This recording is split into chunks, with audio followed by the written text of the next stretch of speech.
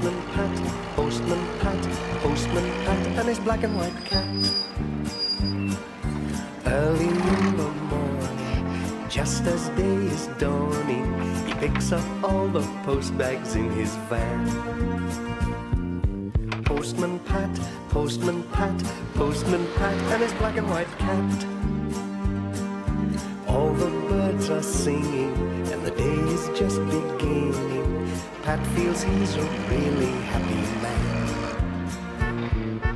Everybody knows his bright red van. All his friends will smile as he waves to greet them. Maybe you can never be sure. There'll be knock, ring, letters through your door. Postman Pat, Postman Pat, Postman Pat, and his black and white cat. All the birds are singing, and the day is just beginning. Pat feels he's a really happy man. Pat feels he's a really happy man.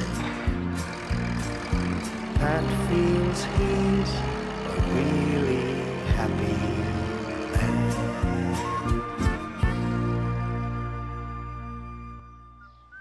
It was a warm morning in Greendale, and there were plenty of letters and parcels for Pat to deliver. Whoops! Oh, sorry. Whatever are you doing with my bike, Pat? I just didn't see it. Goodness me, Pat. I hope you'll take more care. It's taken a bit of a knock. Sorry, Miss Hubbard. It's all this post to deliver. I didn't see your bike. There's just too much rushing about. The bike looks all right. I'll pop round when I have a minute. Goodness me, Pat. I hope you'll take more care. I'd better get a move on. Cheerio. Just the thing for the twins' nasty cold. Not like the stuff we had in the old days when I was a girl. Morning, Doctor. Hello, Pat. Well, I never. Express delivery. Sorry. Can't stop. Bye. Hello and goodbye then, Pat. Pat was soon out in his van, delivering the day's post to the countryside, trying not to hurry. First stop, Ted Glenn's workshop. Who's that tooting?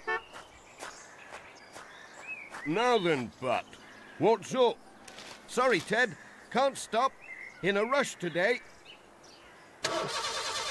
Bye! Well, I'll be flummoxed. What's old Pat rushing off like that for? Just when I fancied a good natter. But Pat had no time to stop and natter. There was post to deliver. First, some letters for Greendale Farm.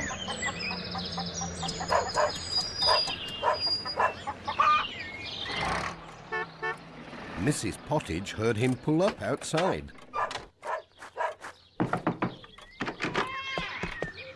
Morning! Morning, Pat. You're just in time for a cup of tea. Very kind of you. Just half a cup, please. You're not telling me there's so much post that you can't stop for a chat? That reminds me. I'll have to find time to call on Miss Hubbard. I ran into her bike this morning. Rushing about. Oh, that's what Miss Hubbard said. Hey, is that the right time? I'll have to get a move on. There's a lot to do today. Thanks for the tea. Bye, Mrs. Pottage. Bye, Pat. Outside, Jess wasn't looking too happy. Hey up, Jess. What's happened? Oh, my sandwiches. Who's done that? They've eaten the whole lot, rotten things. The sandwich robbers of Greendale strike again. It can't be the hens this time. This is a case for P.C. Selby. But no time to stop for clues.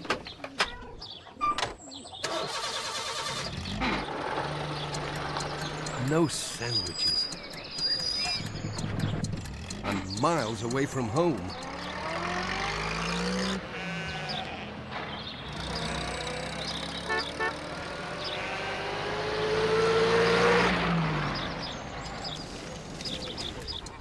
The next stop was at Thompson Ground. Morning, Dorothy.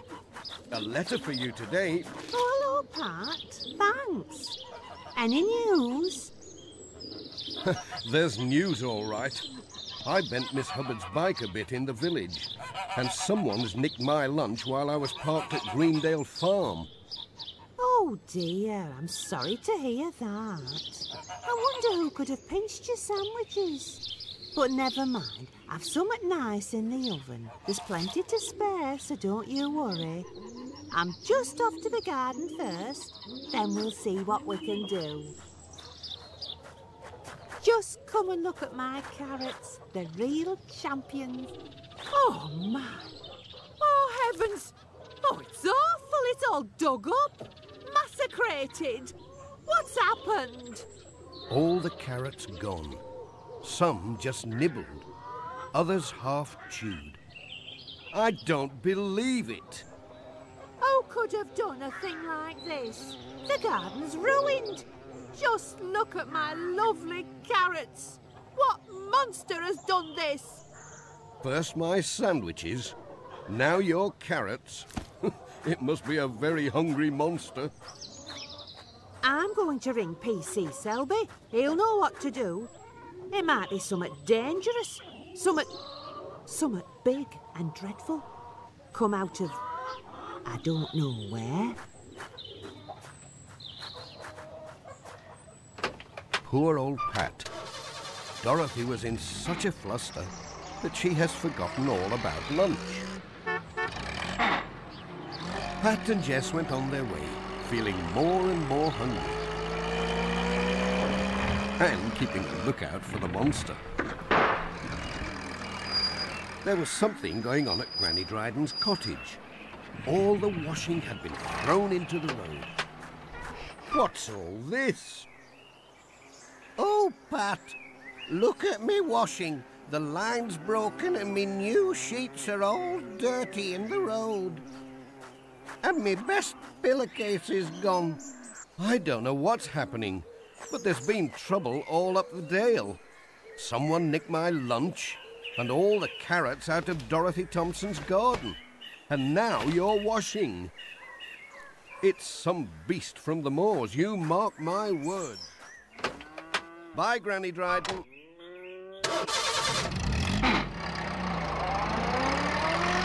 Bye, Pat.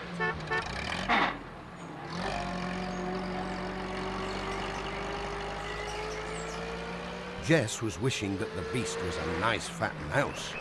He was hungry, and so was Pat. And what's this? I'd recognise that bike anywhere. It's Miss Hubbard's. Oh, Pat. How glad I am to see you. What is it, Miss Hubbard? Have you had an accident?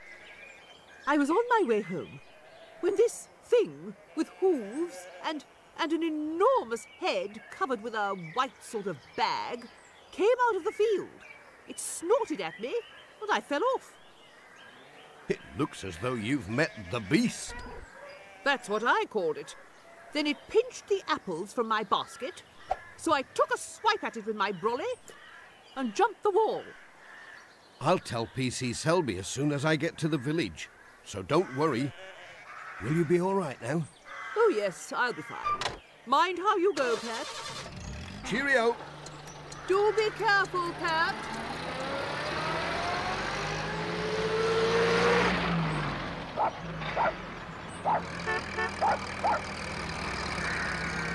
There was a registered letter for the Major. Morning, Pat. He was busy in the garden. Morning, Major. A registered letter for you. Look at this, Pat. My best begonia shattered. And I know who did it. A huge monster it was, rampaging all round the gardens, with a mysterious white shroud over its head. I must say it has made a mess. I do hear it's the famous beast of Greendale, risen from its lair in the moors. Ah, I'll give it, beast of Greendale, making a mess of my gardens. We'll have to hunt the thing down. Get help from the village. Chase it back from wherever it came from. Hang on. Listen. Bells? At this time of the day? I can't think why. Unless... By Jove! The beast is after the Reverend, and he's calling for help. Come along, Pat. Not a minute to lose.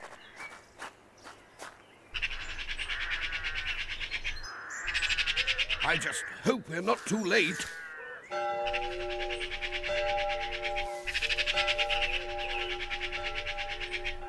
Whatever is going on? The noise! Morning, Reverend. Glad to see you fit and well. Oh, hello, Major Forbes.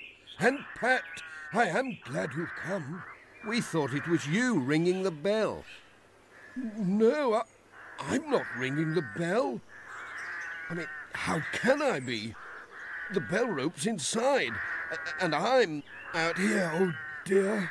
Right, men. We'd better investigate. Lead the way, Major. Well, I think you should go first, Pat. I'll bring up the rear. Off you go, chap.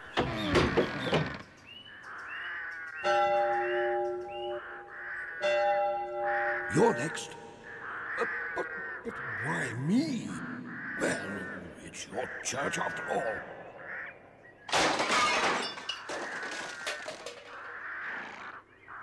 Are you coming with me, Major? Well, no, bad strategy, you know. I'll stay here and secure your line of retreat, what? Off you go, there's a good chap. Nothing to worry about.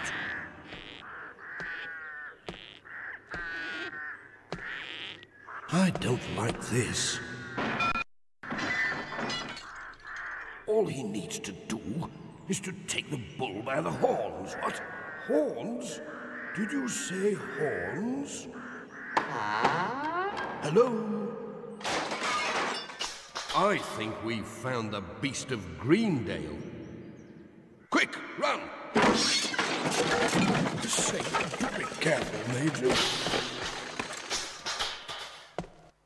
Well, I never fancy finding him here. Here, give over, you little devil. I can hardly hear myself think with that bell you've got entangled with. Ouch! That was my foot. Morning, all. Well, I never. What is he doing? Oh, Dad, you've caught her at last. Yes, well, it's a pity it took me so long. Who knows what she's been up to, apart from getting entangled in this bell rope and making a racket. And we all thought it was the beast of Greendale. Beast of what? Oh, dear me, it's no beast. It's only Lucy's pony. I'll make up for any damage she's done. I think you'll have a few gardens to dig and put to rights. I'll help. We'll all help. Beast of Greendale. Ah, humbug. Bless her. Bye-bye, and thanks, everybody. Yes, bye, everyone. Well, I'd rather ride in my van. For one thing, it doesn't eat carrots.